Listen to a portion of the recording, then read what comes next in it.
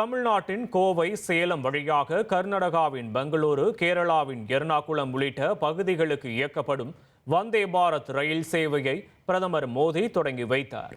3 மாநிலங்களின் முக்கிய மாநகரங்களை இணைக்கக்கூடிய வந்தே பாரத் ரயில் சேவைக்கு கோவை பொதுமக்கள் உற்சாக வரவேற்பு அளித்துள்ளனர். இதுகுறித்து கோவை ரயில் நிலையத்தில் பயணிகள் தெரிவித்த கருத்துக்களை பார்க்கலாம். Commercial hub of Kerala, industrial hub of Coimbatore and IT hub of Bangalore. இது மூணையும் கனெக்ட் பண்றதுனால இது ரொம்ப பேருதவியா இருக்கும். அது மட்டும் இல்லாம இது has a 4 சிறப்பம்சம்னு 4 சிறப்பம்சம்னு சொல்லலாம்.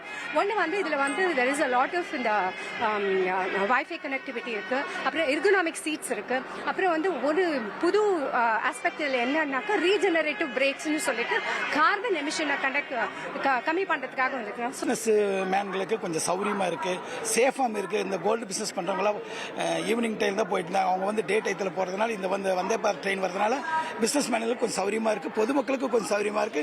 விரைவாக வளர்ந்து வரும் கோவையிலும் அதன் தொடர்ச்சியாக தொடர்புடைய பெங்களூரு சிட்டிக்கும் மிகப்பெரிய வரப்பிரசாதமாக அமைந்தது இந்த வந்தே பாரத் ட்ரெயின். இதற்காக கோவை மக்களின் சார்பாக பாரத பிரதமர் நரேந்திர மோடி அவர்களுக்கு மனமார்ந்த நன்றிகளை தெரிவித்துக் கொள்கிறோம். எல்லாவித தொழில்களுக்கும் கர்நாடகாவிற்கும் தமிழ்நாட்டிற்கும் மிகப்பெரிய பாலமாக அமையும் இந்த வந்தே பாரத் ட்ரெயின். உங்கள் தந்திவன் தொலைக்காட்சியில் கணபதியே வருவாய் தினமும் காலை 7 மணிக்கு காண தவறாதீர்கள்.